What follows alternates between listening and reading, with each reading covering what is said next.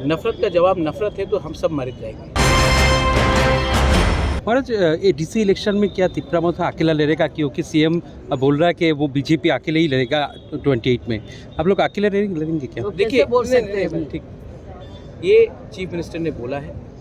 Chief minister का भी एक अपना पार्टी है, उनको भी अपने पार्टी में लोगों को एक रखना है। तो मैं उनका सिचुएशन को समझ सकता हूँ, उनका स्टेटमेंट को समझ सकता हूँ। मैं माननीय प्राइम मिनिस्टर, माननीय होम मिनिस्टर से हमारा हमेशा बात होता है और मुझे विश्वास है कि वो भी हमारे जनजाति के लिए भला चाहते हैं। मैं भी अपने जनजाति के बारे, त्रिपुरा के बारे भला चाहता हूँ, मैं पूरा त्रिपुरा के लिए भला चाहता हूँ। तो ये पॉलिटिकल स्टेटमेंट्स मुझे नहीं लगता है कि हमें बोलना चाहिए।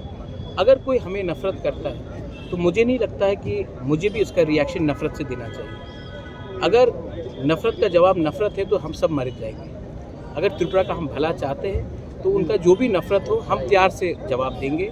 और अंत में आप 28 सीट लड़ो या 10 सीट लड़ो या 15 सीट लड़ो या 1 सीट लड़ो, इसका जो फाइनल डिसीजन है वो ना मैं दे सकता हूँ ना सीएम दे सकता है, वो पब्लिक देगी, जनता देगी।